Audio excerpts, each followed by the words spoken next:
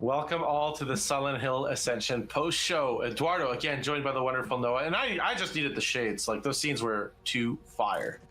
No tea, no shades, no pink lemonades. We are getting into the drama zone here. We had pistol whipping Orson, pulling it out.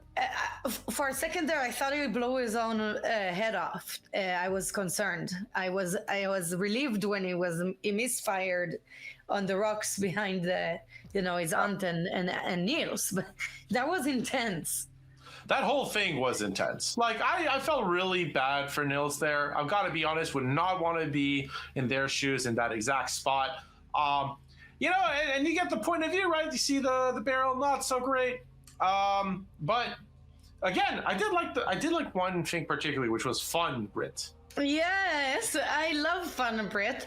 So Fun Brit is not Brit before she got sober, because if you know alcoholics, it's not really fun. It starts fun, but then it goes real bad. So Fun Brit, is it Smiling Brit? I don't know. Kinda spooky, kinda ooky. Somebody also broke into Neil's house after Brit told him to hide the pills. Maybe it was Fun Brit. Fun Brit likes to go shooting with Orson, it seems. Yeah, very hilarious. Absolutely it's wonderful. Oh yeah, super fun. Absolutely fun. But we're gonna so our production team is gonna put it back to the start of that scene. So the video that premiered today where Brit returns to the farmhouse and finds Orson playing with a gun. He said she gave him. Now he wants to keep playing with Fun Brit. I do like the name. I do like that we had Smiling Brit, Other Brit, whatever you, the audience, choose. Honestly, go with the name you want. Tell us, what would you like Brit to be called? We got So Brit as our main character. So what's the second Brit? Is it Fun Brit, Other Brit?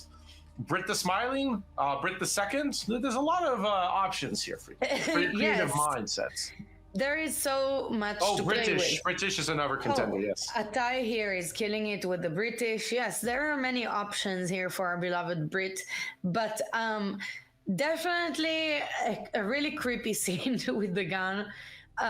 Brit, I feel bad for her because she's she's just mending a relationship with Niels. And it's nice, by the way, that Niels came to check on her, because I was a bit, I wasn't sure how they're gonna react to Brit's last request.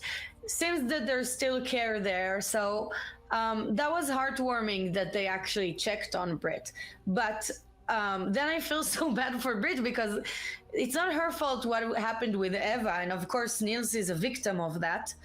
And now she has the same thing going, not the same thing, but as Niels said, they see signs of Eva. It's giving an Eva flashback. So I feel so bad for Brit, honestly. I feel terrible for Niels, of course, but Brit is just she was just born into it. She didn't choose any of that.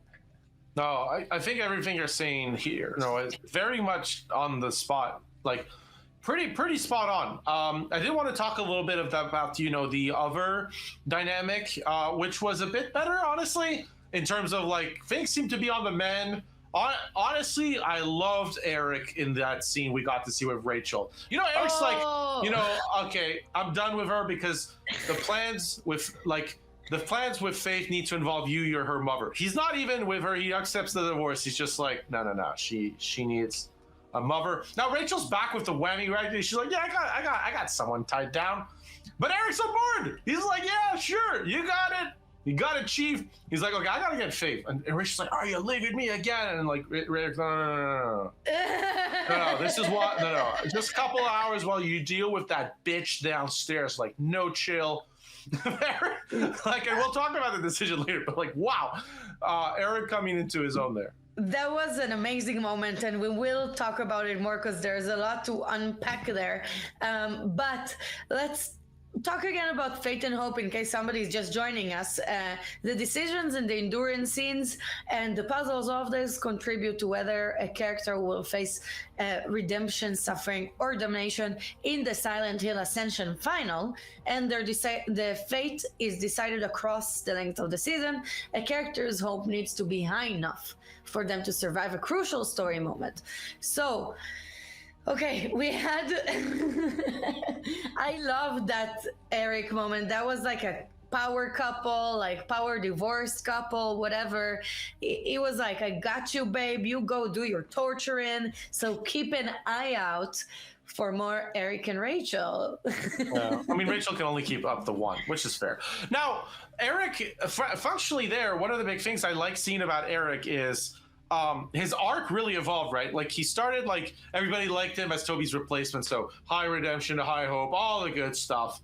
And then like he started going into the Morgie and with Krista, and everyone's like, nah, I don't like him anymore. Take his hope down, get it to the ground. And Eric's hope, even a week ago, was really low. It was like by far the lowest of all our characters. But now, you know, he's starting to grow not just a backbone, but he's starting to be himself. He's starting to be a better fodder. We also had, you know, his voice actor on. That was definitely a treat. And I'm pretty sure he left an impression because, since then, Eric's been seen a lot more favorably by you, the audience. That hope meter's going up. Who knows what might happen to him as a result? Right. I feel like it was really good timing for Ian's interview because it's kind of hard. It's not scientifically isolated here because he did come and woo all of us with that delicious voice. But also Eric's character has been stepping up. It's plain and simple. We've been seeing more of that, backbone we heard somewhere exists. And maybe, is it that? Is it Ian? We'll never know. We didn't conduct it in a sterile environment, this experiment. Oh, it wasn't sterile, I'll say that much. I was watching in the background. Anyways, the thing is, we're talking about Eric. Let's get that character profile up on screen from production. That'll be up on screen. Noah's going to do the grand pleasure of reading that to you, the audience at home. Yeah, so our beloved, for now, Eric, has strong redemption, but actually negative hope.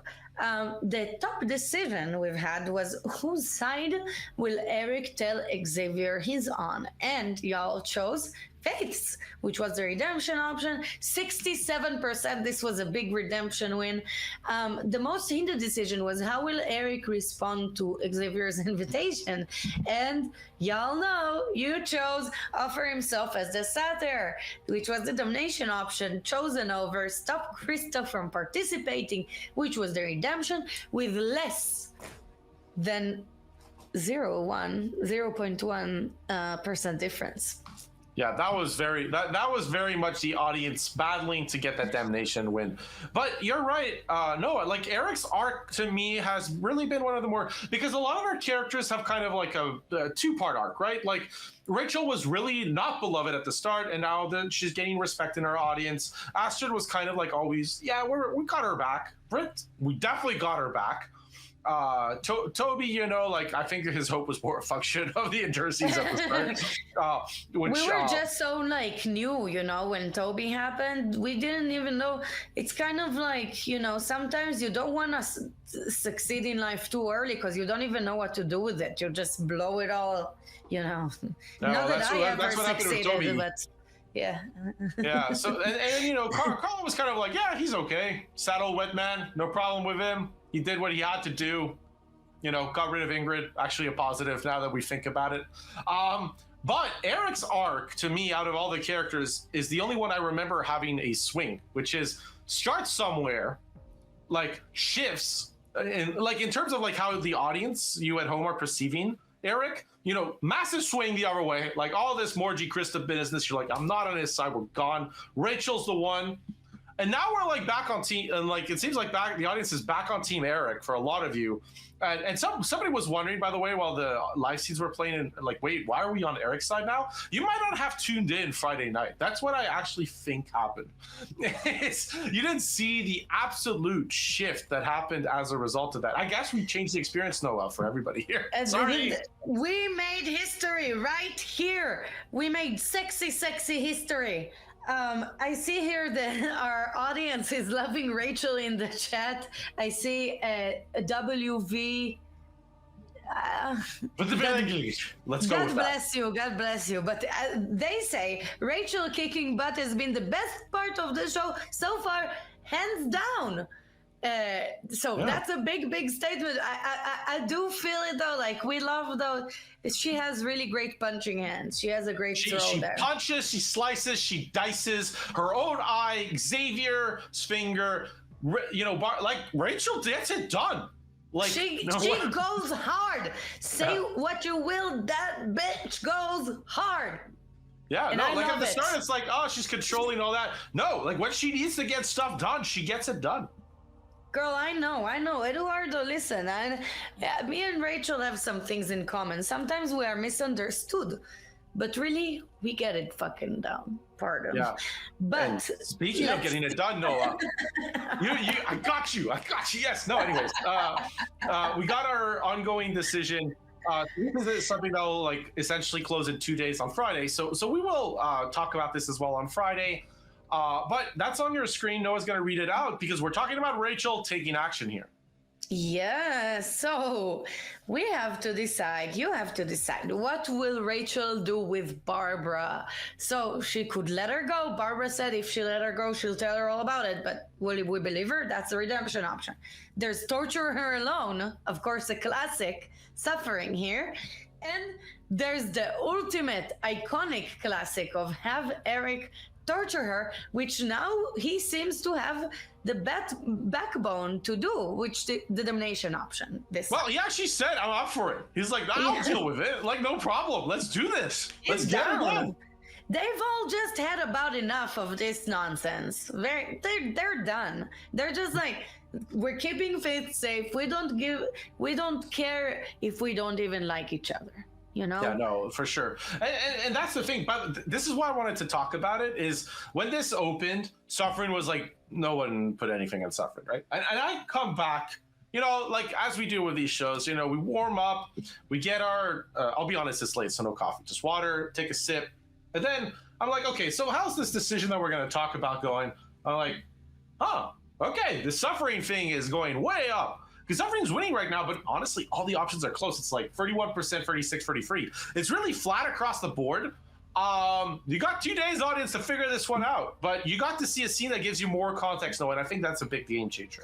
Right, I really do, because people maybe didn't want to like coerce Eric into torturing anybody, or maybe they were on the, they weren't sure if Rachel's up for it, But honestly, this time I don't know if the redemption whales are gonna get it. I don't know. This one is a tight one, and that's what he said. But. We have to decide on that. Honestly, all of those options intrigue me.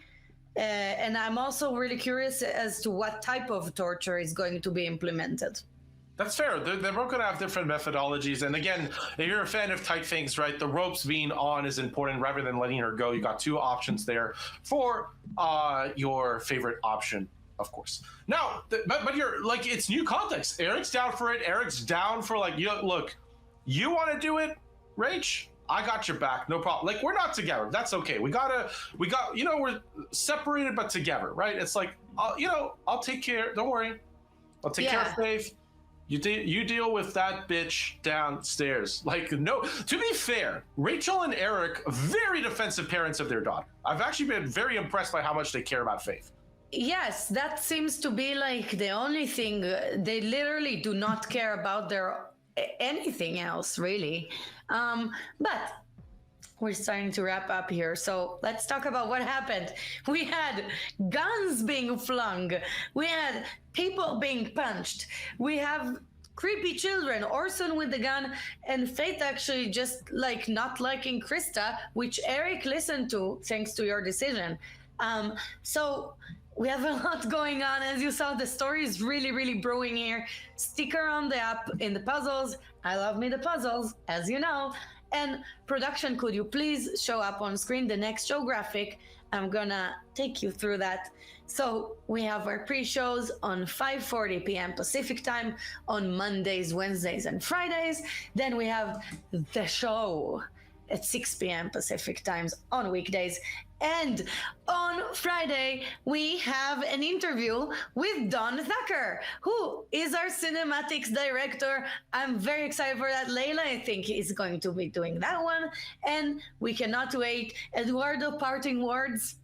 Yeah, so, and again, to talk about the interview, we kind of like chatted with Don today to prep it.